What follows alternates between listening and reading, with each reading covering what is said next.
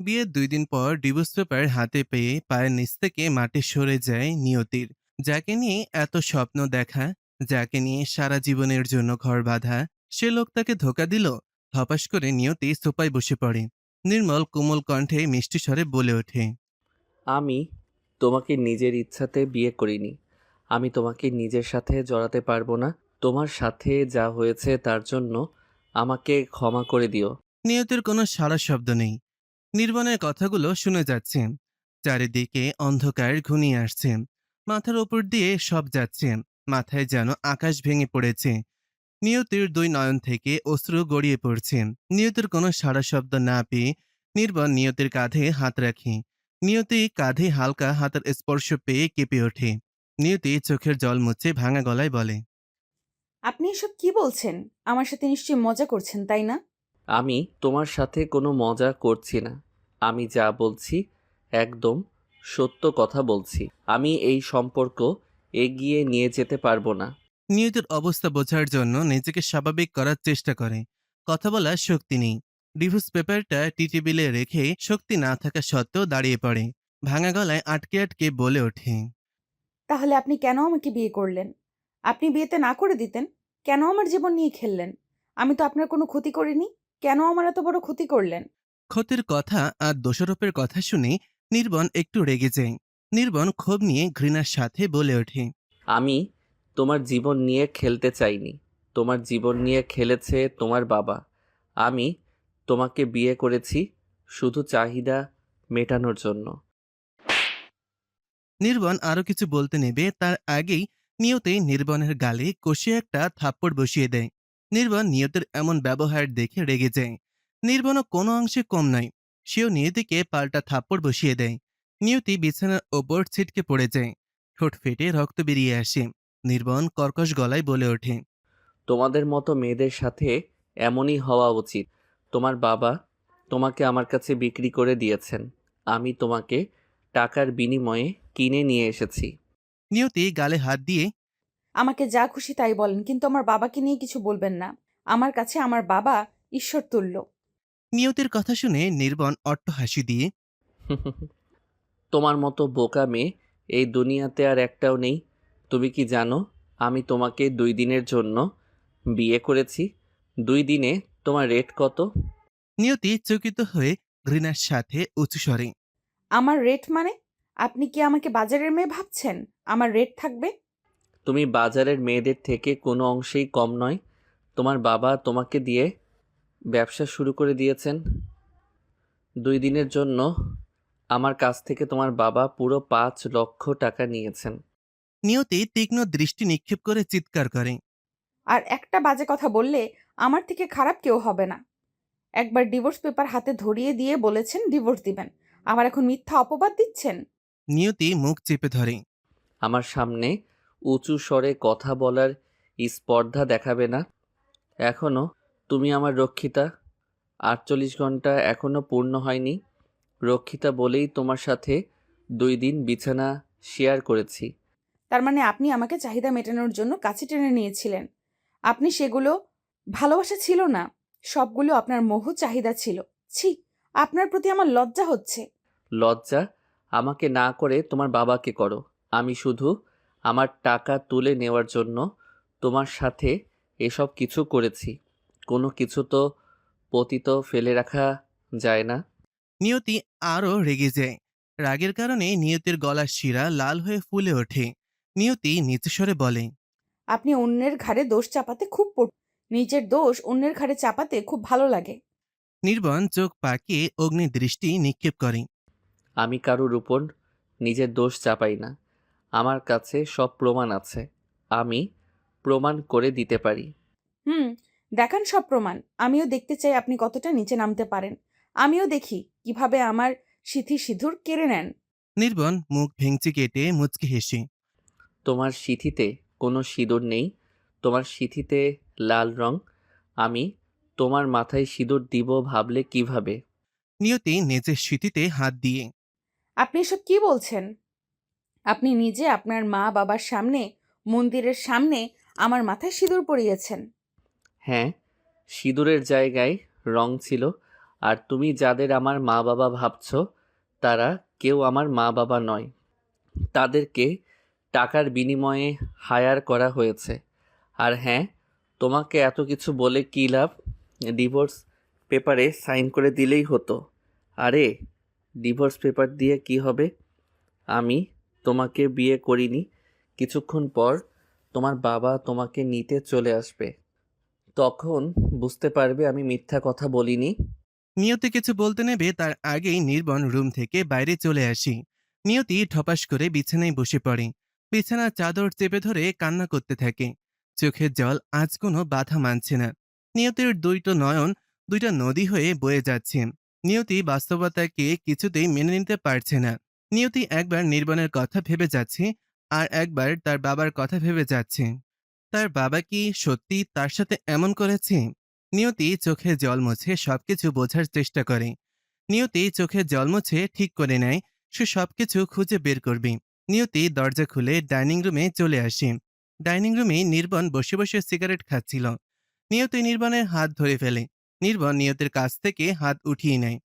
নির্বন উঁচু গলায়, তোমার সাহস হলো কি করে আমার হাত ধরার?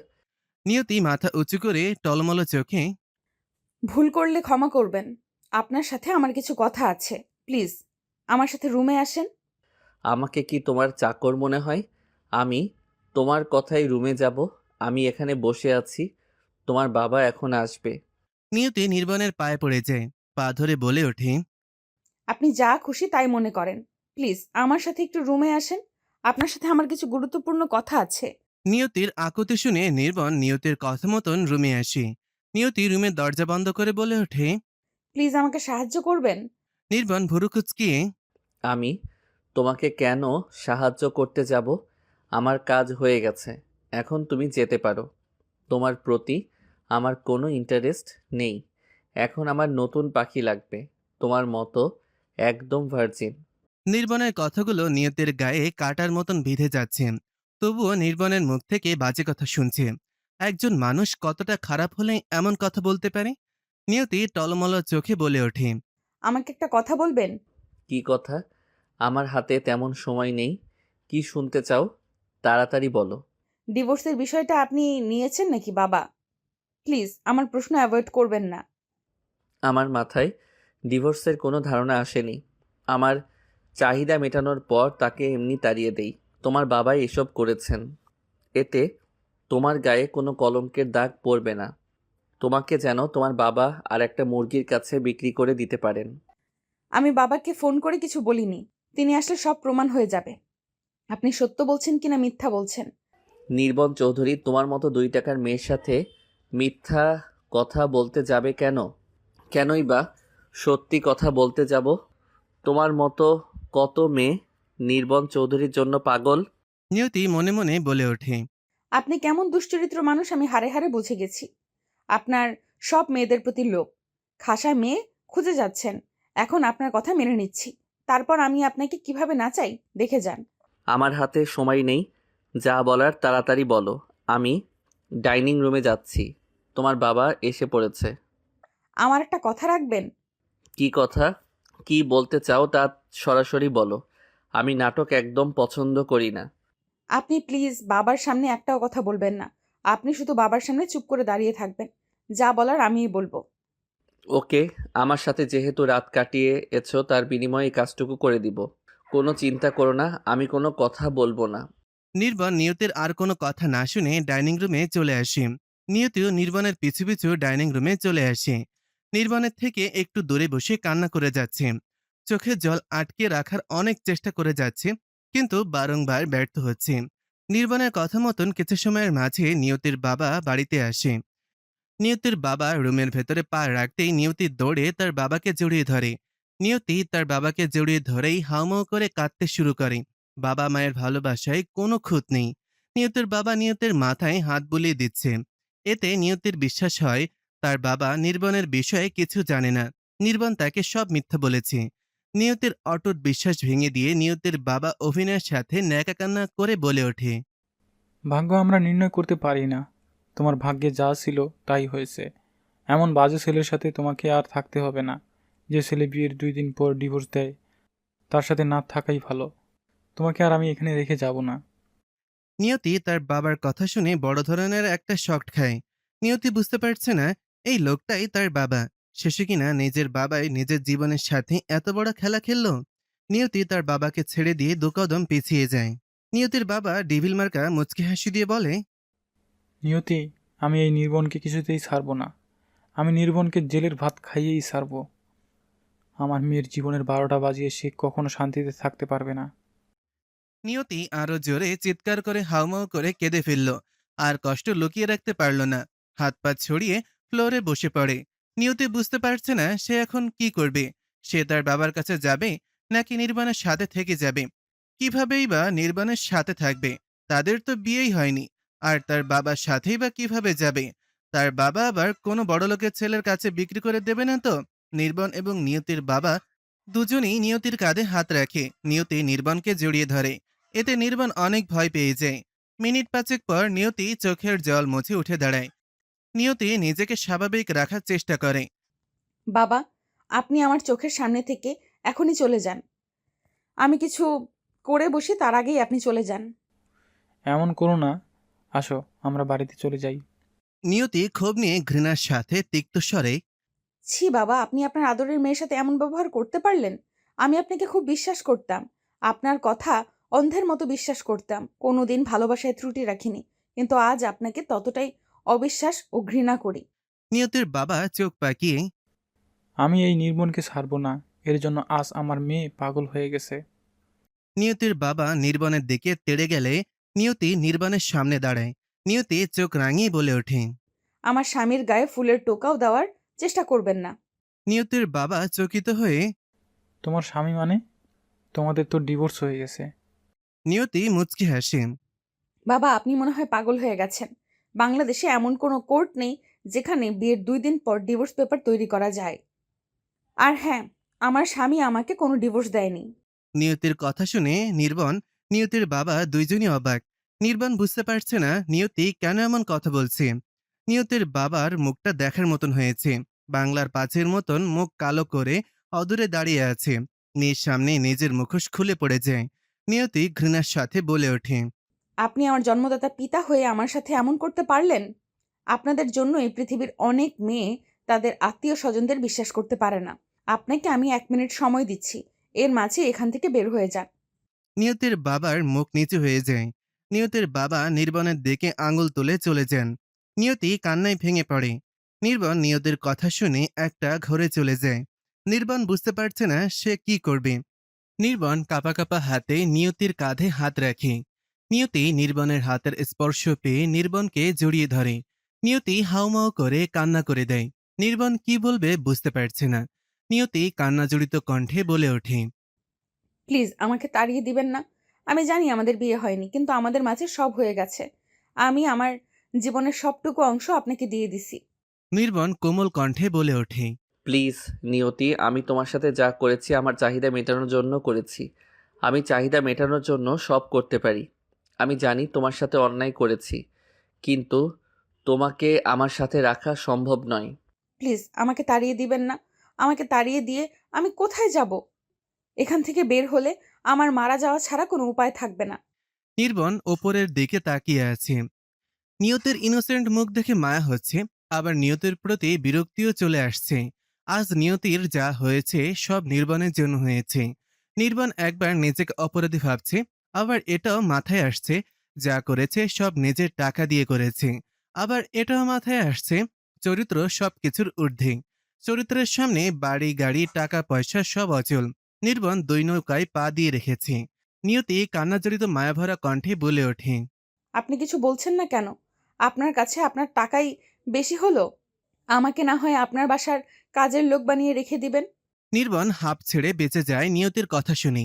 নির্বাণ নিয়তিকে তুলে দাঁড় করায়। নিয়তি ধন্যবাদ দিয়ে বলে ওঠে, আমি তোমাকে একটা শর্তে আমার বাড়িতে রাখতে পারি। নিয়তি উজ্জ্বলতার সাথে হাসি মুখে বলে ওঠে, আমি আপনার সব শর্তে রাজি আছি। আপনি যা বলবেন আমি তাই করব। তোমাকে কিছু করতে হবে না। তুমি আমার বাসায় আমার কাছের লোক হয়ে থাকবে। আমার সব কাজ আজ থেকে তুমি করে দিবে। কোনোদিন বিয়ের দাবি নিয়ে সামনে দাঁড়াতে পারবে না। নিয়তি মলিন মুখে বলে ওঠে, আমি কোনোদিন বিয়ের দাবি নিয়ে আপনার সামনে দাঁড়াবো না। আপনার কথা আমি অক্ষরে অক্ষরে পালন করব। নির্বাণ আর কিছু না ভেবে নিয়তির সিথি দিয়ে আকাশ সিঁদুর মুছে দেয়। নিয়তির মাথায় আকাশ ভেঙে পড়ে। নিয়তি চেয়েছিল সেই সিথির দাবি নিয়ে হলেও সে তার পাশে থাকবে, কিন্তু নির্বাণ তার কোনো সুযোগ রাখল না। নির্বাণ সিথির সিঁদুর মুছিয়ে দিয়ে ডাইনিং রুমে চলে যায়। সিঁড়ির কাছে যাওয়ার পর বলে ওঠে, তোমাকে 10 মিনিট সময় দেওয়া হলো, তার মাঝে প্রস্তুত হয়ে নাও। তুমি আমার সাথে আমার বাড়িতে যাবে, আর হ্যাঁ, তোমার সিঁথিতে যেন কোনো সিঁদুর থাকে না। নিয়তি ছলছল চোখে নির্বাণের দিকে তাকিয়ে মাথা নাড়িয়ে সম্মতি দেয়। নিয়তির চোখ থেকে অশ্রু গড়িয়ে পড়ছে। 2 দিন আগে তার জীবন এমন ছিল না। কিছু সময়ের মাঝে নিয়তি হয়ে গেল চাকরানী। ভাগ্যের কি পরিহাস!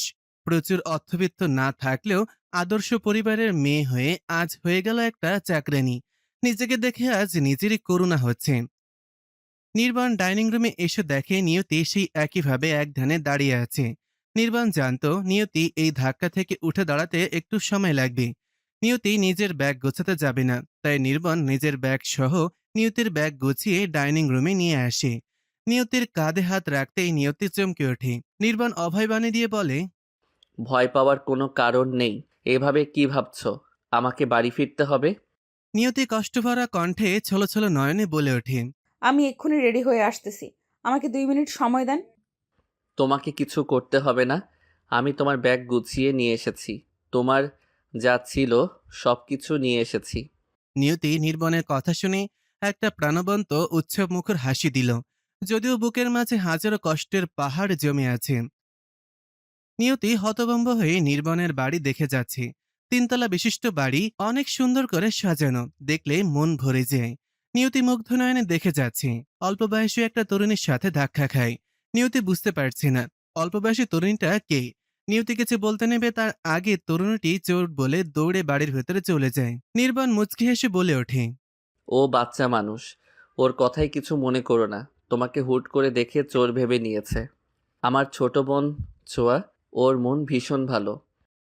নিয়তি মলিন হাসি দিয়ে আমি কিছু মনে করিনি, হঠাৎ করে দেখেছে, তাই ছোঁয়া আমাকে চোর ভেবেছে। আর আমাকে দেখে একজন চোরের মতোই লাগছে। নির্বাণ দীর্ঘশ্বাস ফেলে। বাড়ির বাইরে দাঁড়িয়ে থাকবে?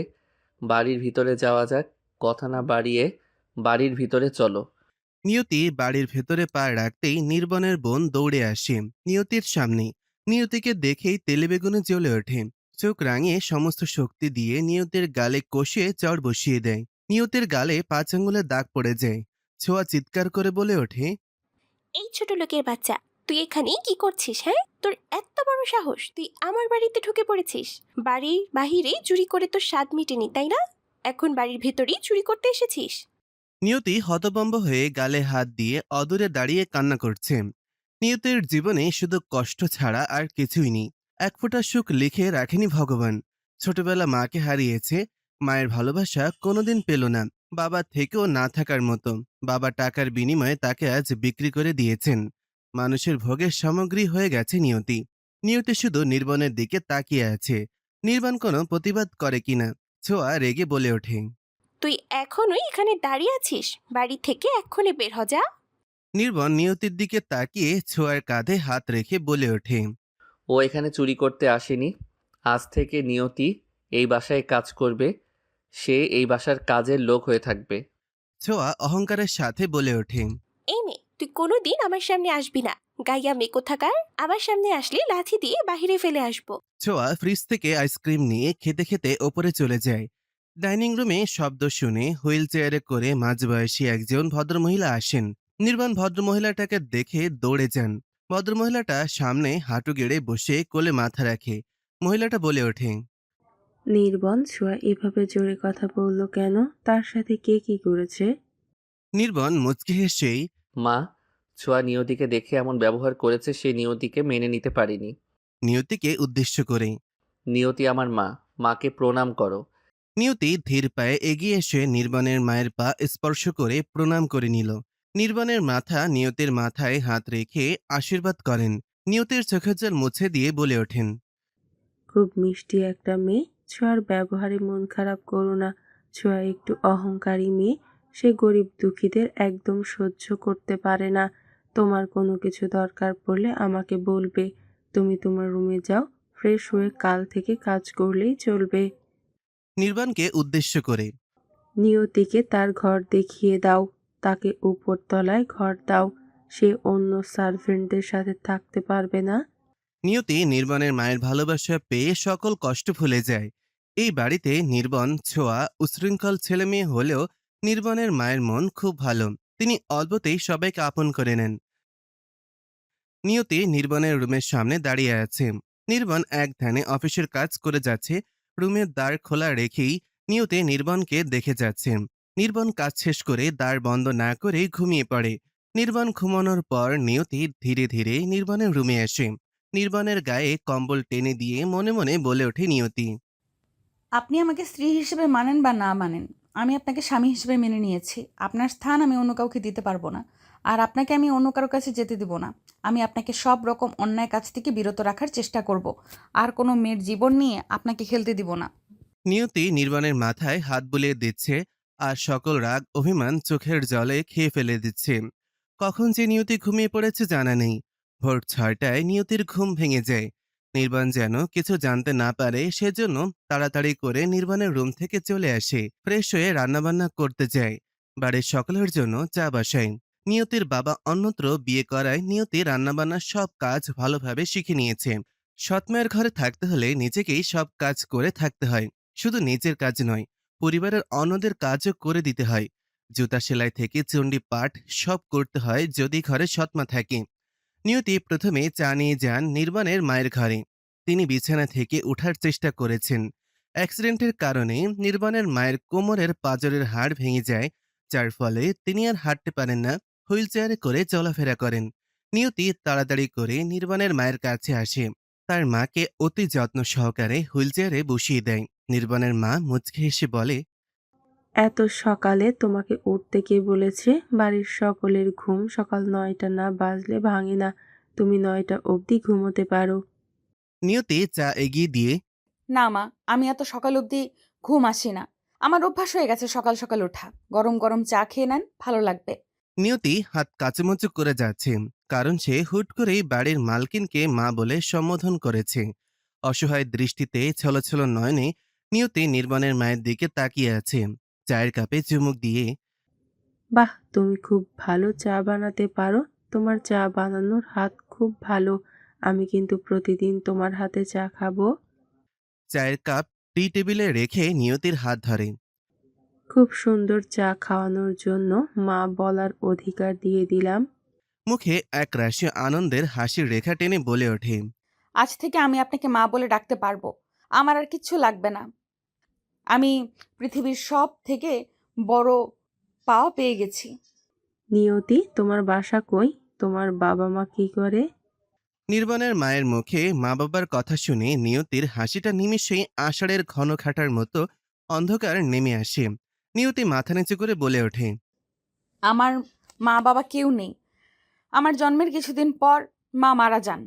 বাবা এক দুর্ঘটনায় মারা যান। মন খারাপ করো না, ঈশ্বর যেন তাদের স্বর্গবাসী করেন। নিয়তি আর কিছু না বলে রুম থেকে চলে আসে। আজ বাবা বেঁচে থাকা সত্ত্বেও ওনাকে মৃত বলতে হচ্ছে। চোখের জল মুছে সবার জন্য সকালের খাবার তৈরি করতে ব্যস্ত হয়ে পড়ে। ঘড়ির কাঁটায় 9টা বাজতেই নিয়তি চা নিয়ে চলে আসে ছোঁয়ার রুমে। ছোঁয়া রুমে ঢুকতেই ছোঁয়া বলে ওঠে, কারো রুমে ঢুকতে গেলে তার পারমিশন নিতে হয় জানা নেই? গাইয়া মেয়ে, লেখাপড়া আছে কিছু? ছোঁয়ার কথায় কান না দিয়ে, সরি, আমি ভেবেছিলাম তুমি ঘুমিয়ে আছো, কিন্তু তোমার ঘুম ভেঙে গেছে জানা ছিল না। আর হ্যাঁ, তুমি আমার থেকে বয়সে অনেক ছোট, তাই আমি তোমাকে তুমি বলেই ডাকবো। ছোঁয়া কর্কশ কণ্ঠে, এই, তুমি কাজের মেয়ে, কাজের মেয়ের মতো থাকো। চা দিতে এসেছো, চা দিয়ে নিজের কাজে যাও। আমার বিষয়ে তোমার মাথা ঘামাতে হবে না। নিয়তি চা দিয়ে চলে আসতে নিলেই ছোঁয়া পেছন থেকে বলে ওঠে। এই মেয়ে, তোমার নাম কি? নিয়তি পেছনে ফিরে, আমি মেয়ে নয়, আমাকে দিদি বলে ডাকবে। আর হ্যাঁ, আমার নাম নিয়তি। ছোঁয়া অট্টহাসিতে উপহাস করে, তোমার মতো মেয়েকে আমি দি বলে রাখবো? একটা ছোট লোকের বাচ্চা। তোমার মতো ছোট লোক আমার বোন হবে? হ্যাঁ। নিয়তি কোমল কণ্ঠে, আমি এখানে এসেছি তোমাদের চিন্তা ধারণা পরিবর্তন করতে, তাই তুমি হাজার বকা দিলেও আমি গায়ে মাখিয়ে নিব না। নিয়তি ধারের কাছে আসতেই ছোঁয়া বলে ওঠে, এই দাঁড়াও। ছোঁয়ার কথা শুনে নিয়তি আবারও পুনরায় দাঁড়িয়ে যায়। ছোঁয়া বিছানা থেকে নেমে তার সমস্ত কাপড় আলমারি থেকে নামিয়ে নেয়, নিয়তির হাতে ধরিয়ে দিয়ে। আমার সবগুলো কাপড় ধুয়ে দাও। আমিও দেখি তুমি কতদিন এই বাড়িতে টিকতে পারো। আমার পরীক্ষা আগে সফল হও। নিয়তি কোনো কথা না বলে সবগুলো কাপড় নিয়ে চলে আসে। ডিভিল মার্কা হাসি দিয়ে মনে মনেই বলে ওঠে। নিয়তি আমার প্রিয় দিদি, তোমার জীবনকে আমি নরকে পরিণত করে তুলবো। আমার দিদি হওয়ার খুব শখ, আমি দেখিয়ে দিব তোমার জায়গা কোথায়। নিয়তি সবার ঘরে চা দেওয়ার পর নির্বাণের ঘরে চা দিতে আসে। এইবার নিয়তি কোনো ভুল করতে চায় না, তাই সে রুমে ঢোকার আগে নির্বাণের রুমের দ্বারে শব্দ করে, কিন্তু কোনো সাড়া শব্দ নেই। কোনো সাড়া শব্দ না পেয়ে নিয়তি ধীরে ধীরে নির্বাণের রুমে প্রবেশ করে। টি টেবিলের ওপর নির্বাণের চা রেখে ফিরে আসতে চাইলেই ইতিহাস। টি টেবিলের ওপর চা রেখে ফিরে আসতে নিলেই নির্বাণের সাথে ধাক্কা খায়। নিয়তি পড়ে যেতে নিলে নির্বাণ নিয়তির কোমরে হাত দিয়ে নিয়তিকে ধরে ফেলে। নিয়তি কোমরে ঠান্ডা হাতের স্পর্শ পেয়ে নির্বাণের অজান্তেই জড়িয়ে ধরে। নির্বাণ স্নান শেষ করে 2 কোয়ার্টার প্যান্ট পরে ওয়াশরুম থেকে বের হয়। নির্বাণের মাথার চুল থেকে টপ টপ করে নিয়তির মুখে জল পড়ছে। নিয়তি নির্বাণের দিকে তাকিয়ে আছে। নিয়তি একটা নেশার ঘরে চলে যাচ্ছে। নিয়তি নিজেকে সংযত করে বলে ওঠে। এসব কি বলছেন? ছাড়েন আমাকে। নিয়তির কথা শুনে নির্বাণের ঘোর কাটে। নির্বাণ কেন বারবার নিয়তি নামের মেয়ের প্রতি আসক্ত হয়ে পড়ে? কোনো উত্তর নেই নির্বাণের কাছে। নির্বাণ নিয়তিকে ছেড়ে দিয়ে এক কদম পিছিয়ে দাঁড়ায়। নির্বাণ নিয়তির দিকে অপলক দৃষ্টিতে একবার তাকিয়ে বলে ওঠে। এত তাড়া কিসের? সাবধানে কাজ করতে পারো না? আজ যদি ধাক্কা খেয়ে ফ্লোরে পড়ে যেতে, তখন তোমার এত সুন্দর কোমর আর থাকতো না। নিয়তি মুচকি হেসে। খালি গায়ে না থেকে টি শার্ট পরে নেন। শীতের মাঝে খালি গায়ে থাকলে আপনার ঠান্ডা লেগে যাবে। নির্বাণ নিয়তির দিকে ঝুঁকে। আমি খালি গায়ে থাকলে তোমার সমস্যা। আমি খালি গায়ে থাকবো, কোনো কিছু গায়ে জড়াবো না। বিড়বিড় করে বলে। অসভ্য লোক, এটা আপনার ইচ্ছা। আপনার চা টি টেবিলের উপর রাখা আছে। আমার অনেক কাজ আছে। চা খেয়ে নিচে চলে আসেন, আমি সবার জন্য সকালের নাস্তা প্রস্তুত করছি। খাবার টেবিলে সবাই খাচ্ছে। নিয়তি অন্যান্য সার্ভেন্টের মতন খাবার পরিবেশন করে যাচ্ছে। নিয়তি তো কাজের মেয়ে, তাকে এত এমন কাজ করতে হবে, সেজন্য নিয়তি খারাপ কিছু মনে করেনি। তাছাড়া সবার খাওয়া হলেই নিয়তি খাবার খায়। অন্যকে খাওয়ানোর মাঝে নিয়তি তৃপ্তি পায়। নির্বাণের মা নিয়তিকে বলে ওঠেন। নিয়তি, আমাদের সাথে খাবার খেয়ে নাও। আমাদের যা লাগবে আমরা নিজ হাতে নিয়ে নিব। নিয়তি নির্বাণের মায়ের জবাবে কিছু বলার আগেই ছোঁয়া চেয়ার থেকে উঠে দাঁড়িয়ে বলে। মা, তোমার বুদ্ধি দিন দিন লুপ পেয়ে যাচ্ছে। তুমি একজন সার্ভেন্টকে আমাদের সাথে খেতে বসতে বলছো? নির্বাণের মা কিছু বলতে নেবে তার আগেই নিয়তি বলে ওঠে। না মা, আমি পরে খেয়ে নিব। আপনারা বরং খেয়ে নেন। ছোঁয়া, তুমি বসে পড়ো, খাবার খেয়ে নাও। সকলে নিয়তির খাবারের প্রশংসা করল। ছোঁয়ার খাবার শেষ করার পর বলে ওঠে। আমার প্রিয় দিদি, আমার কাপড়গুলো ধুয়ে দিতে ভুলো না যেন, হ্যাঁ? আবার কাজে ভুল করলে তোমার জায়গা হবে রাস্তায়, এ বাড়িতে তোমার জায়গা হবে না। নির্বাণ নিয়তির দিকে তাকিয়ে উপরে চলে যায়। নির্বাণ কোনো প্রতিবাদ করল না। নিয়তি জানে সে এই বাড়িতে কাজের মেয়ে হয়ে থাকতে এসেছে, কিন্তু কিভাবে সবার মনে জায়গা করে নিতে হয় তা নিয়তি ভালো করেই জানা আছে। নিয়তি মুচকি হাসে। ছোঁয়া, আমি তোমার সব কাপড় পরিষ্কার করে দিব। তার আগে একটা গল্প শোনাবো তোমাকে। সোফায় বসতে বসতে বলে ওঠে। কি গল্প শুনতে চাও তুমি? ভেবে নিও না তোমার গল্পে মুগ্ধ হয়ে আমি তোমাকে এই কাজ থেকে মুক্তি দেব। নিয়তি মনে মনে বলে ওঠে। তোমাকে কিভাবে সোজা পথে আনতে হয় নিয়তি খুব ভালো করেই জানে। আমার সাথে লাগতে আসার ফল কি হতে পারে এবার তুমি বুঝতে পারবে ছোঁয়া। ছোঁয়া ডেবিল মার্কা হাসি দিয়ে। কি হলো প্রিয় দিদি, আমার কথা শুনে ভয় পেয়ে গেলে? ওকে চলো যাচ্ছি, তুমি তোমার কাজ শুরু করে দাও। All the best. ছোঁয়া চলে যেতে নিলেই নিয়তি বলে ওঠে। আমি এটাই ভাবতেছিলাম যে কোথা থেকে শুরু করব। তুমি বসে পড়ো, আমি এখনই বলছি। নিয়তি ফ্লোরের ওপর বসে বলে ওঠে। একটা রাজকন্যা ছিল, ঠিক তোমার মতো। দেখতে তোমার মতোই অনেক সুন্দর ছিল। নিয়তির গল্প শোনার জন্য অন্যান্য সার্ভেন্টরাও চলে আসে। রূপকথার গল্প কার না শুনতে ভালো লাগে। নিয়তি সবাইকে ঘিরে বসে যায়। ছোঁয়াও গালে হাত দিয়ে ঝুঁকে পড়ে গল্প শোনার জন্য। নিয়তি বলতে শুরু করে। রাজকন্যা অপরূপ সুন্দরের অধিকারী ছিল। যেমনই তার রূপ ছিল তেমনি ছিল তার তেজ। কাউকে এসে ছেড়ে কথা বলতো না। রাজ্যের প্রজাদের অনেক অত্যাচার করত। রাজকন্যার অত্যাচারে সকলে মরিয়া হয়ে ওঠে। কেউ রাজকন্যাকে সহ্য করতে পারত না। প্রজারা ঠিক করে রাজকন্যাকে মেরে ফেলবে। নিয়তি ছোঁয়ার দিকে তাকিয়ে দেখে ছোঁয়া মন দিয়ে গল্প শুনছে। নিয়তি মুচকি হেসে মনে মনেই বলে ওঠে, ছোঁয়া, তুমি আমার ফাঁদে পা দিয়ে দিছো। এখন তোমার অবস্থা আমি নাজেহাল করে ছাড়বো। তোমাকে সঠিক পথে আমি নিয়ে আসবো। তোমার সকল ভুল চিন্তা ধারণার পরিবর্তন আমি ঘটাবো। ছোঁয়া বলে ওঠে। কি হলো, থেমে গেলে কেন? তারপর রাজকন্যার কি হলো? নিয়তি সকলের দিকে একবার তাকিয়ে আমি একটা শর্তেই বলতে পারি। আমার শর্তে রাজি থাকলে আমি বলবো। সকলে একসাথে বলে ওঠে। কি শর্ত? আমরা সবাই রাজি আছি। শর্তটা হলো এই যে গল্প শেষ না হওয়া অবধি কেউ এখান থেকে উঠতে পারবে না। ভূত এসে তোমাদের তুলে নিয়ে গেলেও না। ভূতের কথা বলাতে সবাই গল্পের প্রতি আরো ইন্টারেস্টেড হয়ে পড়ে। সবাই একটু এগিয়ে বসে একসাথে বলে ওঠে। কোথাও যাব না, তুমি গল্পটা বলে যাও। নিয়তি মুচকি হেসে পুনরায় বলতে শুরু করে। তারপর প্রজারা ঠিক করে রাজকন্যাকে মেরে ফেলবে। কিভাবে মেরে ফেলবে কোনো উপায় পায় না। গ্রামের লোকজন রাতে ভূত সেজে রাজকন্যাকে ভয় দেখাতে গেল, কিন্তু রাজকন্যা ভূতকে ভয় না পেয়ে ভূতের দিকে তীর ছুঁড়ে মারে। কোনো রকম জীবন বাঁচিয়ে চলে আসে। সকলে হতাশ হয়ে পড়ে। কথায় আছে না, যেখানে শেষ সেখানেই শুরু। কোনো উপায় না পেয়ে ধোপানির মেয়ে বলে ওঠে, রাজকন্যাকে শাস্তি আমি দেব। ধোপানির মেয়ের কথা শুনে প্রজারা হাসাহাসি শুরু করে। তাকে নিয়ে বিভিন্ন বাজে কথা সহ উপহাস করতে থাকে। কিন্তু ধোপানির মেয়ে তাদের কথা কান্না দিয়ে বলে ওঠে, আমি নিন্দুকের কথায় কান দেই না। রাজকন্যাকে তার শাস্তির সঠিক জবাব দিব, এটাই আমার মূল কাজ। ধোপানির মেয়ের আত্মবিশ্বাস দেখে সকলে তার কথা মেনে নেয়। বিশ্বাস না করা ছাড়া তাদের কোনো উপায় ছিল না। কিছুতেই অত্যাচারী রাজকন্যাকে হারানো যাচ্ছিল না। ধোপানির মেয়ে প্রতিদিনের মতো রাজবাড়িতে যায়। সেদিন শুরু রাজকন্যার পোশাক নিয়ে আসে পরিষ্কার করার জন্য। ধোপানির মেয়ে রাজকন্যার সকল পোশাক অনেক সুন্দরভাবে পরিষ্কার করে, যেন রাজকন্যা তার পোশাক দেখে পোশাকের প্রতি আকর্ষিত হতে পারে। ধোপানির মেয়ে সকল পোশাক পরিষ্কার করার পর কাপড়ের ভাঁজে ভাঁজে বিছুটি পাতার গুঁড়া লাগিয়ে দেয়। সেই মুহূর্তে রাজকন্যা সে পোশাক পরবে, তখন যেন রাজকন্যার শরীরে চুলকাতে ভরে যায়, চুলকাতে থাকে। ধোপানির মেয়ে সুন্দরভাবে সন্ধ্যার দিকে রাজকন্যার পোশাক দিয়ে আসে। খুব নিখুঁতভাবে পোশাকগুলো পরিষ্কার করায় রাজকন্যা খুব খুশি হয়। খুশি হয়ে রাজকন্যা পোশাকগুলোর মাঝখান থেকে একটা গর্জিয়াস পোশাক পরে নেয়। পোশাক পরার সাথে সাথে সারা দেহে চুলকানো শুরু হয়ে যায়। রাজকন্যার সুন্দর চেহারা ঝলসে পড়ে। মায়াবী চেহারা একদম বাজে হয়ে যায়। নিয়তি কথা বলা শেষ করে ছোঁয়ার কাপড় নিয়ে ওয়াশরুমের দিকে এগিয়ে যেতে থাকে। ছোঁয়া তাড়াতাড়ি করে নিয়তির পথ আটকায়। নিয়তি বলে ওঠে। তুমি আমার পথ আটকিয়ে দাঁড়িয়ে আছো কেন? তোমাকে আমার পোশাক পরিষ্কার করতে হবে না, আমি আমার পোশাক নিজেই পরিষ্কার করে নিব। ছোঁয়ার ভয়ে ভয়ে চেহারা দেখে নিয়তি মুচকি হেসে বলে ওঠে। আমার কাছেও বিছুটি পাতার গুঁড়ো আছে। ভয় পাওয়ার কোনো কারণ নেই। আজ তোমার পোশাকে কোনো বিছুটি পাতার গুঁড়ো লাগিয়ে দিব না। ছোঁয়া নিয়তির হাত থেকে তার পোশাক কেড়ে নিয়ে চিৎকার করে বলে ওঠে। আমি বললাম না আমার পোশাক আমি ধৌত করব। যাও অন্য কাজ করো। তোমার তো এইসব কাজ করার অভ্যাস নেই। তুমি পারবে না। তোমার হাতে ফোস্কা পড়ে যাবে, আর এইসব ফোস্কা ওয়াশিং মেশিনে ধৌত করা যাবে না।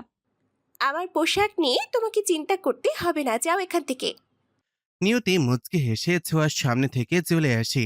নিয়তি যা চেয়েছিল তা সে করতে পেরেছে। নিয়তির হাসি দেখে মনে হচ্ছে সে নিয়তি বিশ্ব জয় করে নিয়ে ফিরেছে। সকল সার্ভেন্ট এসে নিয়তির পাশে দাঁড়ায়। সকলে নিয়তির প্রশংসা করতে থাকে। সবাই বলতে থাকে।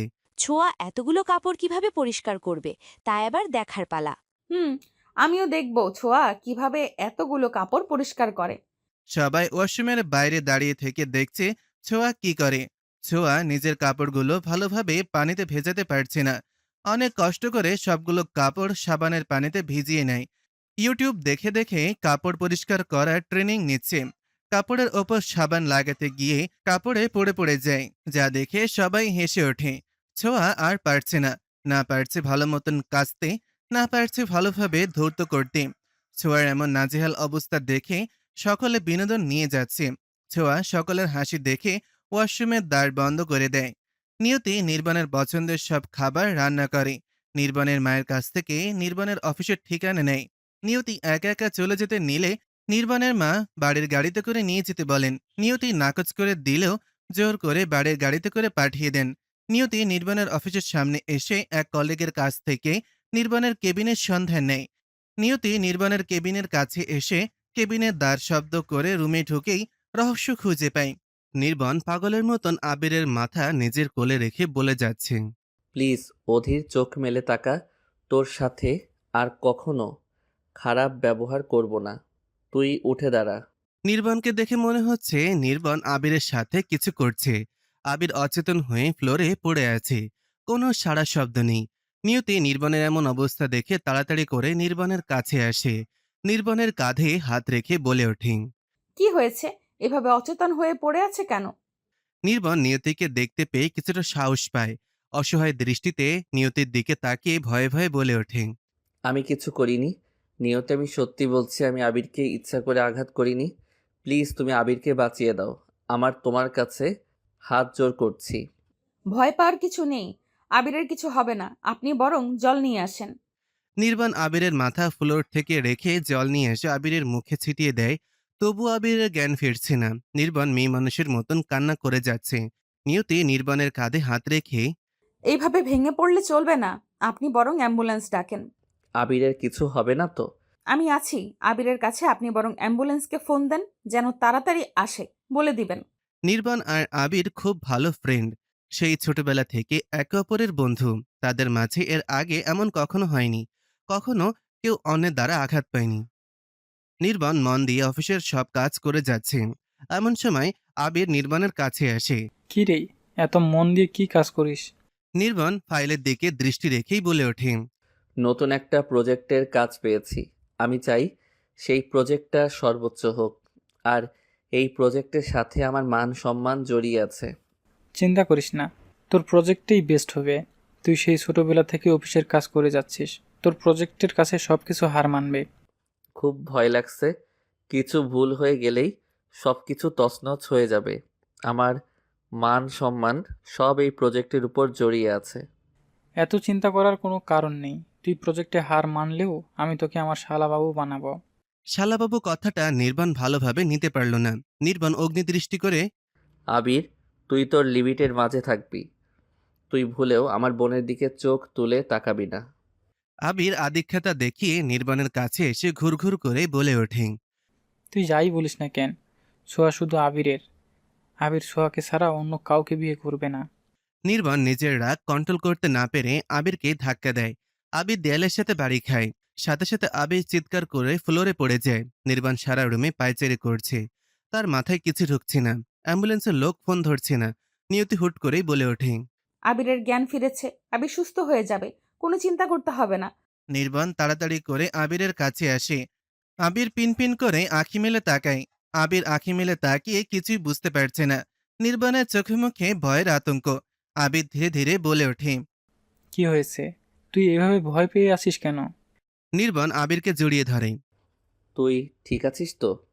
তোর কিছু হয়নি তো? তোর কিছু হলে আমি নিজেকে ক্ষমা করতে পারবো না। আরে স্যার, আমাকে তুই যেভাবে জড়িয়ে ধরে আসিস মনে হচ্ছে আমি এখনই মরে যাব। আমার কিছু হয়নি, আমি একদম ঠিক আছি। নির্বাণ আবিরকে ছেড়ে দিয়ে দূরে সরে দাঁড়ায়। আবির রুমে নির্বাণকে ছাড়া আরো একজনকে দেখতে পায়। সে আর কেউই না, সে হচ্ছে নিয়তি। আবির নিয়তির দিকে তাকিয়ে। কে তুমি? তোমাকে ঠিক চিনতে পারলাম না। নির্বাণ কিভাবে নিয়তির পরিচয় দেবে বুঝতে পারছে না। নির্বাণ মাথা নিচু করে ফেলল। নিয়তি পরিস্থিতি বুঝতে পেরে বলে ওঠে।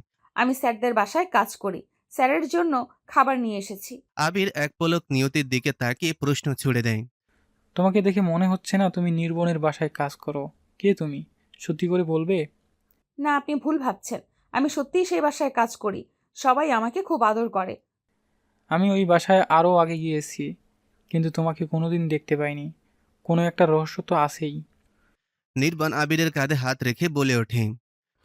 তুই যেভাবে কথা বলছিস মনে হচ্ছে তুই একজন অ্যাডভোকেট। এবার তুই চুপ করে বস। চল আমরা একসাথে খাবার খাবো। নিয়তি খাবার তাদের সামনে রেখে বাড়িতে চলে আসে। নিয়তি বুঝতে পেরেছে সে একদম ঠিক কাজ করেছে আজ। যদি আবিরের সামনে সত্য কথা বলে দিলে নির্বাণে মাথা নিচু হয়ে যেত। মেয়েরা এমনই হয়। হাজার অপমান করার পরও স্বামীর মাথা নিচু হতে দেবে না। সব সময় স্বামীর পাশে থাকতে চায়। বাঙালি মেয়েদের কাছে এক চিলতে সিঁদুর তার কাছে অনেক মূল্যবান। নিয়তি রুমের ভেতর পা রাখতে ছোঁয়া তার পথ আটকিয়ে দাঁড়ায়। ছোঁয়া নিয়তির দিকে অগ্নি দৃষ্টি নিক্ষেপ করে। আমার প্রিয় দিদি এতক্ষণ কোথায় ছিলেন? নিয়তি ছোঁয়ার রাগ বুঝতে পারে। ছোঁয়াকে দিয়ে অনেকগুলো কাপড় পরিষ্কার করিয়েছে। ভাবতেই নিয়তির হাসি পাচ্ছে। ছোঁয়াকে রাউন্ড করে বলে ওঠে। ছোঁয়া স্বাস্থ্যের জন্য রাগ ভালো নয়। সকল রাগকে মুছে ফেলো। জলদি খাবার টেবিলে আসো, খেতে দিচ্ছি। ছোঁয়া নাক ফুলিয়ে বলে ওঠে। আমি কিছু খাবো না, আমি তোমাকে দেখে নিব, আমি তোমাকে কিছুতেই ছাড়বো না। নিয়তি ছোঁয়ার হাত থেকে ফোন নিয়ে নিয়তের একটা পিক তুলল। ছোঁয়ার হাতে ফোন ধরিয়ে দিয়ে। ছোঁয়া রাগ করো না, তোমার যখন ইচ্ছা তখন আমাকে দেখে খেতে পারবে। প্রয়োজন পড়লে ফোনের ওয়ালপেপারেও রেখে দিতে পারো, আমি কিছু মাইন্ড করব না। ছোঁয়া রাগে গজগজ করতে করতে নিজের রুমে চলে যায়। নিয়তি ছোঁয়ার এমন অবস্থা দেখে হেসে ওঠে। নিয়তি মনে মনে বলে ওঠে। তোমাদের দুই ভাই বোনদের আমি সঠিক পথে নিয়ে আসব। গরিবদের আর অবহেলা করতে দিব না। আমি নিয়ে আসব তোমাদের মাঝে সমতা। নিয়তি নির্বাণের মায়ের কাছে আসে। নির্বাণের মা নিয়তিকে কাছে টেনে নিয়ে বসান। তিনি মুচকি হেসে বলে ওঠেন। তুমি আজ ঠিক কাজ করছো। তুমি নিজের বুদ্ধি খাটিয়ে ছোঁয়াকে দিয়ে আজ অনেকগুলো কাপড় পরিষ্কার করিয়েছো। নিয়তি ভয়ে ভয়ে বলে ওঠে। আমি ভেবেছিলাম আপনি আমার উপর রাগ করেছেন। আমি তোমার ওপর রাগ করব কেন? আমি ছোঁয়াকে এত কাজ করিয়েছি, ছোঁয়া এসব কাজ করতে অভ্যস্ত নয়, কিন্তু আমি তাকে দিয়ে জোর করে কাপড় ধৌত করিয়েছি। নির্বাণের মা একরাশ হাসি দিয়ে। আমি খুব খুশি হয়েছি। তাকে তো সবকিছু শিখতে হবে। এভাবে অহংকার নিয়ে বড় হতে থাকলে তার জীবনে অনেক সমস্যা আসবে। তুমি তোমার বুদ্ধি খাটিয়ে তাকে কাজ শিখিয়ে দিবে। নির্বাণের মায়ের হাতের উপর হাত রেখে বলে ওঠেন। মা, আপনি কোনো চিন্তা করবেন না, আমি সব ঠিক করে দিব। ছোঁয়াকে একজন আদর্শ মেয়ে হিসেবে গড়ে তোলার চেষ্টা করব। শুধু আপনি আমাকে সঙ্গ দিবেন। নিয়তি গালে হাত রেখে। আরে পাগলি, আমি সব সময় তোমার পাশে আছি। তুমি তোমার কাজ অটুট বিশ্বাস রাখো। সাফল্য একদিন আসবেই। নিয়তি এতদিন পর কাউকে ভরসা করতে পারছে। নির্বাণের মায়ের ভালোবাসা পেয়ে নিয়তির চোখের জল এসে পড়ে। কোনো কান্না নয়, কান্না মেয়েদের দুর্বল করে তোলে। আমি চাই তুমি সব সময় হাসি খুশি থাকো। আপনি একদম ঠিক বলেছেন। আর চোখের জল ফেলবো না। এখন থেকে হাসি খুশি থাকবো আর সকল বাধার সাথে মোকাবেলা করব। নিয়তি চোখের জল মুছে দিয়ে। রাতের বেলা নিয়তি চুপি চুপি নির্বাণের রুমে আসে। নির্বাণের গায়ে কম্বল দিয়ে চলে যেতে নিলেই নির্বাণ নিয়তির হাত ধরে ফেলে। নিয়তি চকিত হয়ে নির্বাণের দিকে তাকায়। নিয়তির চোখে মুখে ভয়ের ছাপ স্পষ্ট দেখা যাচ্ছে। নিয়তি আমতামতা করে বলে ওঠে। আপনি এখনো ঘুম আসেননি? আপনি জেগে আছেন? নির্বাণ বিছানা থেকে ওঠে। হুম, আমি জেগে আছি, কিন্তু তুমি আমার রুমে কি করছো? নিয়তি ভয়ে ভয়ে বলে ওঠে। আপনার গায়ে কম্বল দিতে এসেছিলাম। আপনি তো কম্বল গায়ে না দিয়েই শুয়েছিলেন। নিয়তি চারিদিকে ঘুরঘুর করে। আমার খেয়াল রাখার জন্য তোমাকে এখানে নিয়ে আসা হয়নি। তুমি এখানে কাজের লোক হয়ে এসেছো। তুমি তোমার লিমিটের মাঝে থাকো, সীমা পার করার চেষ্টা করো না। নিয়তি মাথা নিচু করে। বাহিরে এখন অনেক শীত। গায়ে কম্বল জড়িয়ে না ঘুম আসলে আপনার ঠান্ডা লেগে যেতে পারে। নির্বাণ মুখ ভেঙচি কাটে। আমার ঠান্ডা লেগে যেতে পারে, কিন্তু তোমার গায়ে কোনো শীতের পোশাক নেই, সেজন্য বুঝতেই পারছো রুমে কোনো শীত নেই। না মানে সত্যি সত্যি তো রুমে কোনো শীত নেই। নিয়তি কথা কাটিয়ে তাড়াতাড়ি করে চলে যেতে নিলেই নির্বাণ আবারও নিয়তির হাত ধরে টান দেয়। নিয়তি নিজেকে কন্ট্রোল করতে না পেরে নির্বাণের ওপর পড়ে যায়। নিয়তির খোলা কেশগুলো নির্বাণের মুখের ওপর পড়ে। নিয়তি তাড়াতাড়ি করে নির্বাণের ওপর থেকে উঠে যায়। অদূরে দাঁড়িয়ে বলে ওঠে। প্লিজ আমাকে টাচ করবেন না। যে আমার হাত সারা জীবন ধরে রাখতে পারবে, একমাত্র সেই লোককেই আমি আমার হাত ধরার অনুমতি দিব। নির্বাণ কোনো কথা বলে না। নিয়তির হাত ধরে বাইরে নিয়ে আসে। নিয়তির চোখ থেকে জল গড়িয়ে পড়ছে। এখন রাত ৮টা বাজে। সকলে তাদের দিকে ড্যাব ড্যাব করে তাকিয়ে আছে। নিয়তি নির্বাণকে রাতের খাবারের জন্য ডাকতে গিয়েছিল। নির্বাণ ক্লান্ত হয়ে শুয়েছিল। নিয়তি ভেবেছিল নির্বাণ ঘুমিয়ে আছে। কম্বল গায়ে জড়িয়ে দিতে গিয়েই নিয়তির এমন অবস্থা। নির্বাণ নিয়তির হাত ধরে নিয়তিকে বাইরে নিয়ে আসে। নির্বাণ কিছু বলতে নেবে তার আগেই নিয়তি বলে ওঠে। প্লিজ আমাকে বাড়ি থেকে বের করে দিবেন না। আমি এমন ভুল আর কখনো করব না। নির্বাণ গাড়ির দ্বার খুলে দিয়ে। গাড়িতে উঠে বসো। নিয়তি ভয়ে ভয়ে বলে ওঠে। গাড়িতে কোথায় যাব? আপনি আমাকে মেরে ফেলবেন না তো? নির্বাণ অগ্নিদৃষ্টি নিক্ষেপ করে। তোমাকে গাড়িতে উঠতে বলেছি, গাড়িতে উঠে বসো। নিয়তি একইভাবে দাঁড়িয়ে আছে কাদু কাদু ভাব নিয়ে। নির্বাণ কোনো উপায় না পেয়ে নিয়তিকে কোলে করে গাড়িতে বসিয়ে দেয়। নির্বাণ গাড়িতে বসে ড্রাইভ করতে শুরু করে দেয়। নিয়তি কান্না করতে করতে বলে ওঠে। প্লিজ আমার সাথে এমন করবেন না। আমি এমন ভুল আর কখনো করব না। আমি আপনার রুমে আর কোনোদিন যাব না। নির্বাণ নিয়তির দিকে অগ্নি দৃষ্টি নিক্ষেপ করে। আর একটা কথাও বলবে না, চুপচাপ বসে থাকতে পারো না? নিয়তির দিকে টিস্যু এগিয়ে দিয়ে চোখের জল মুছে নাও, এক ফোঁটাও যেন চোখ থেকে জল না বের হয়। নিয়তি কোনো কথা বলে না, কেঁদে যাচ্ছে। নির্বাণ গাড়ি নিয়ে বড় একটা শপিং মলে দাঁড় করায়। নিয়তি কিছু বুঝে উঠতে পারছে না গাড়ি শপিং মলে কেন নিয়ে আসলো। নিয়তি আবলের মতো নির্বাণের দিকে তাকিয়ে আছে। নির্বাণ নিয়তিকে নিজের সাথে শপিং মলের ভেতরে নিয়ে যায়। নিয়তি চকিত হয়ে নির্বাণের দিকে তাকিয়ে আছে। নির্বাণ নিয়তিকে শপিং মলের ভেতরে নিয়ে এসে বলে, তোমার শীতের পোশাক যেগুলো পছন্দ হয় সেগুলো নিয়ে নাও। নিয়তি আমতামতা করে বলে ওঠে। কার জন্য শীতের পোশাক পছন্দ করব? আমি তো কারোর পছন্দ জানি না। নির্বাণ মাথায় হাত দিয়ে কার জন্য মানে?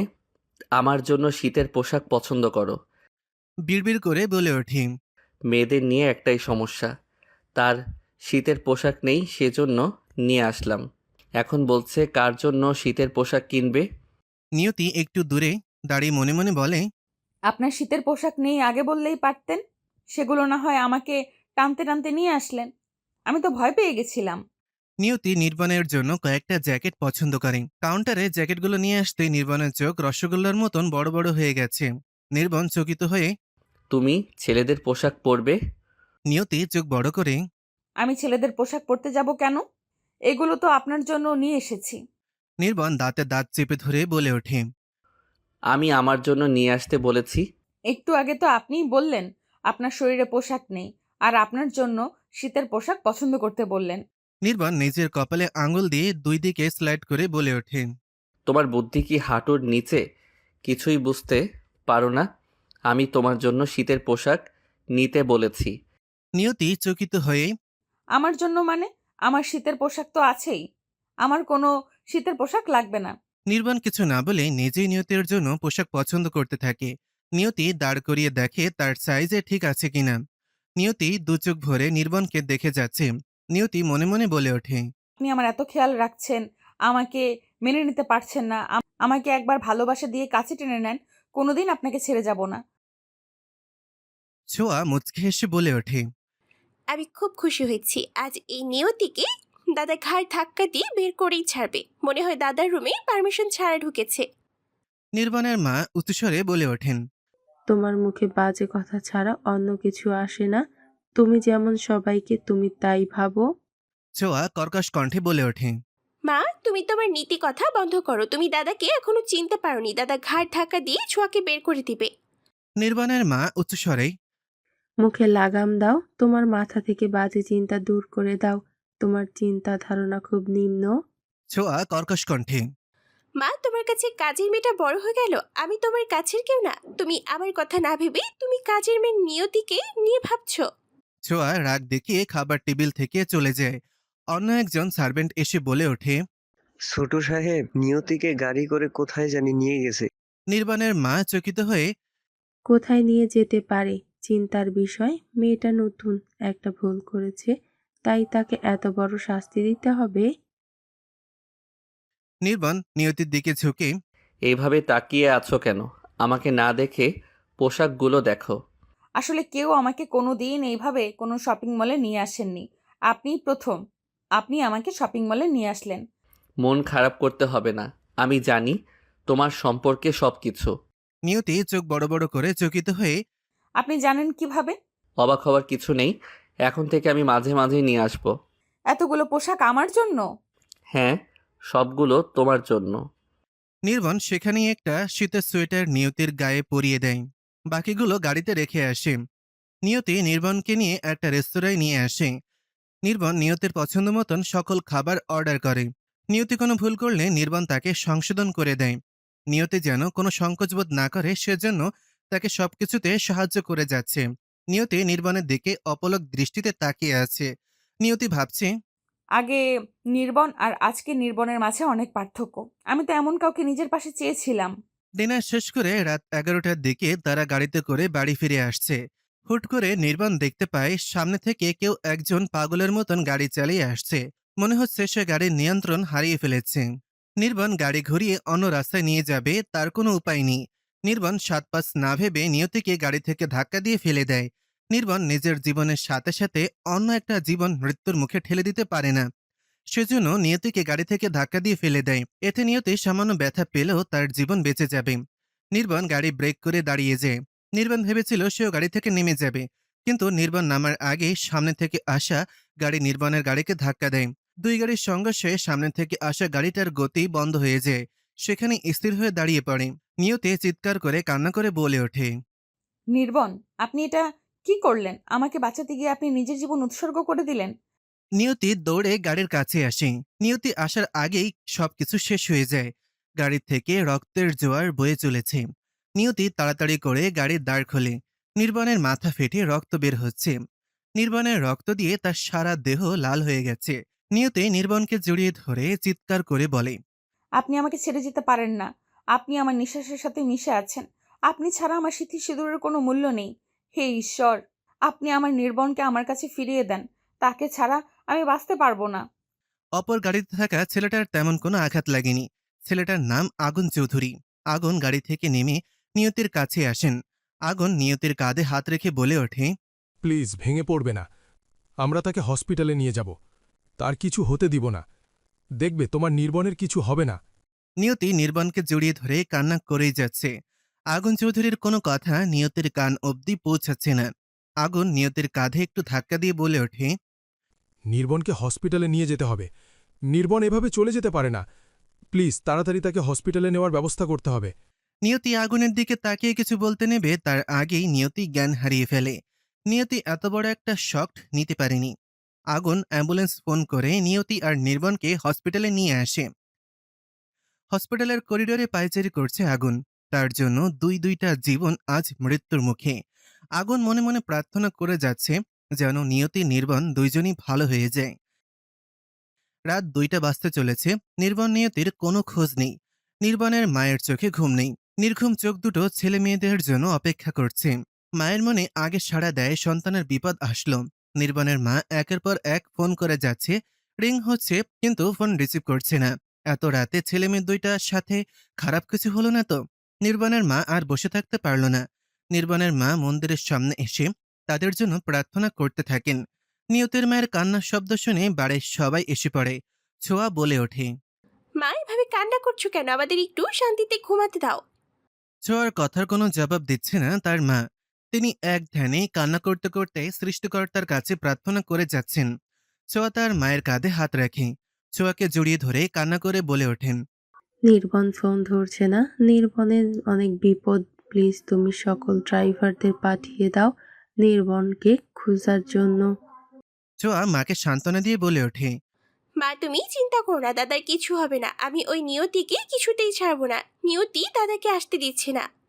না ছোঁয়া, নিয়তি নির্বনের সাথে কিছু করেনি। তুমি প্লিজ সকল ড্রাইভারদের তাদের খোঁজ করতে পাঠিয়ে দাও। ছোঁয়া এক প্রকার বাধ্য হয়ে খুঁজতে বের হয় ড্রাইভারকে নিয়ে। ছোঁয়া এক জায়গায় মানুষের ভিড় দেখে গাড়ি থামাতে বলে। গাড়ি থেকে নেমে ছোঁয়া জানতে পারে দাদা অ্যাক্সিডেন্ট করেছে। ছোঁয়া নিজেকে শক্ত করে তাড়াতাড়ি নিকটস্থ হসপিটালে চলে আসে। আগুন চৌধুরী 1 মিনিটের জন্য বসেনি। হসপিটালের করিডোরে পায়চারি করেই যাচ্ছে।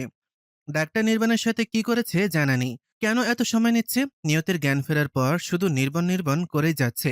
ডাক্তাররা তাকে আটকাতে না পেরে নিয়তিকে ঘুমের ইঞ্জেকশন দিয়ে দেন। ছোঁয়া পাগলের মতন দৌড়ে হসপিটালে আসে। ছোঁয়া জানতে পারে তার দাদার অপারেশন চলছে। ছোঁয়া অপারেশন থিয়েটারের কাছে এসে হাঁটু গেড়ে বসে কান্না করতে শুরু করে দেয়। আগুন চৌধুরী ছোঁয়াকে এভাবে কান্না করতে দেখে ছোঁয়ার কাঁধে হাত রাখে। ছোঁয়া পেছনে ঘুরতেই আগুন বলে ওঠে, নির্বন, আপনার কি হয়? এভাবে কান্না করবেন না।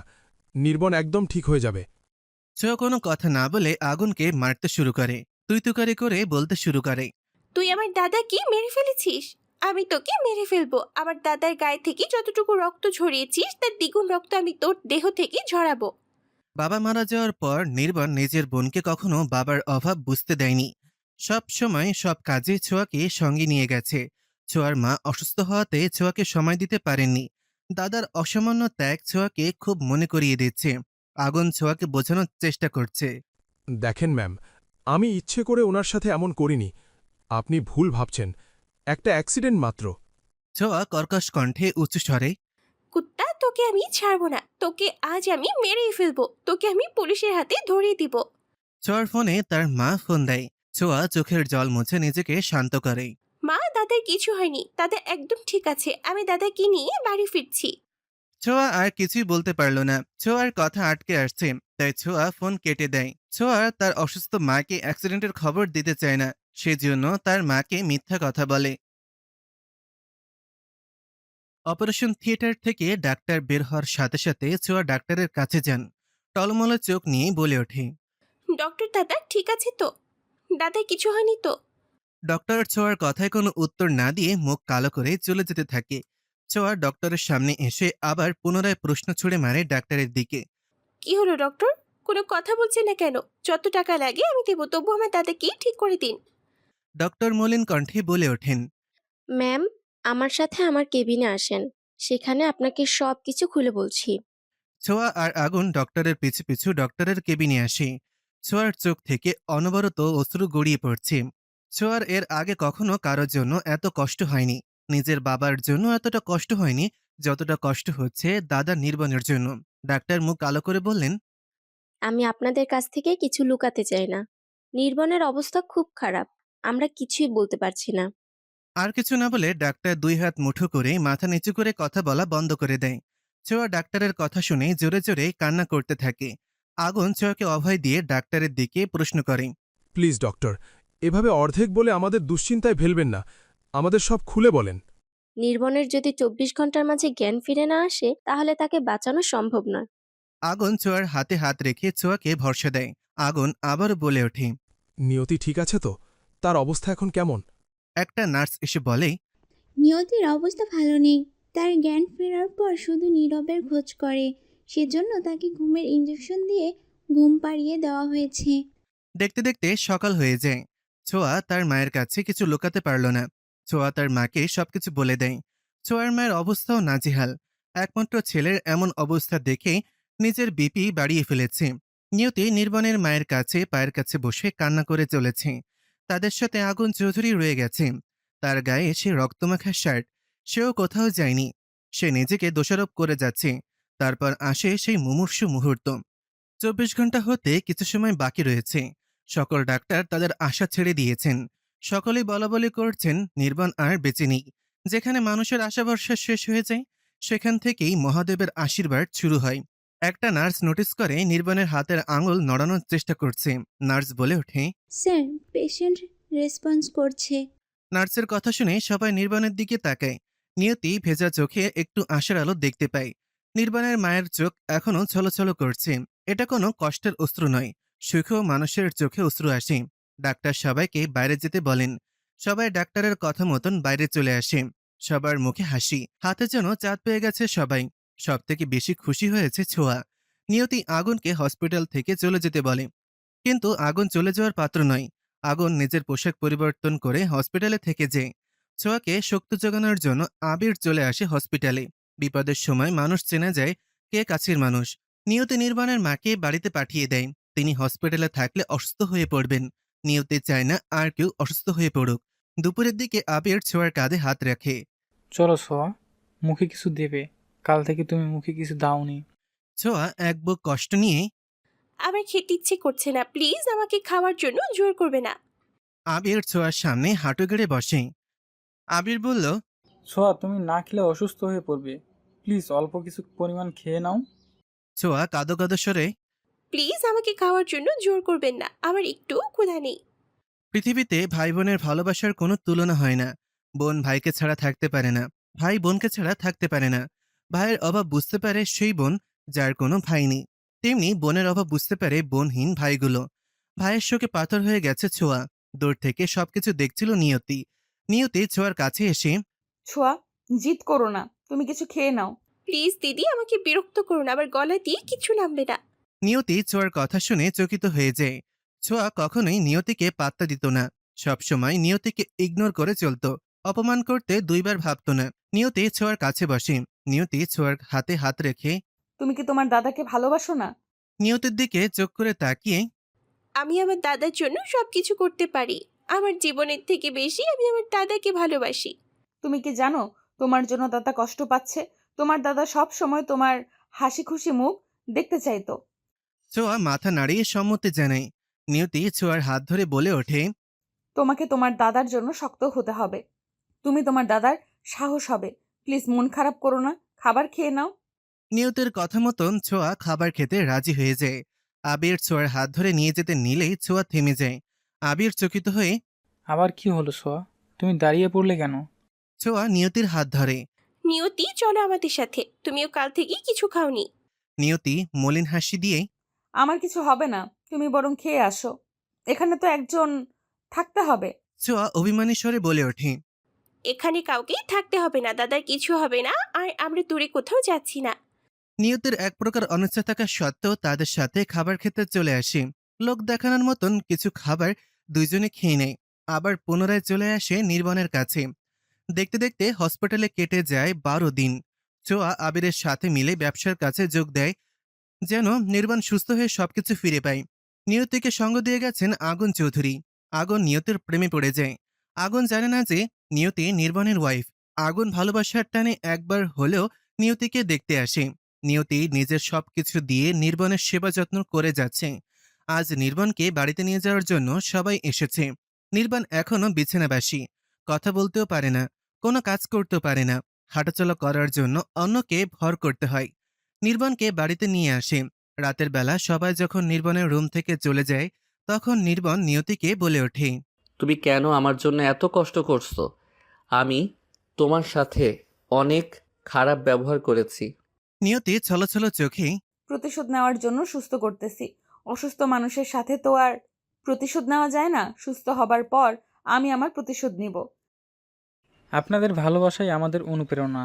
ভিডিওটি ভালো লাগলে গল্পের শহর চ্যানেলটি সাবস্ক্রাইব করে আমাদের পাশেই থাকুন। পরবর্তী পর্ব দ্রুত পেতে লাইক ও কমেন্ট করে আপনার মতামত জানাতে ভুলবেন না।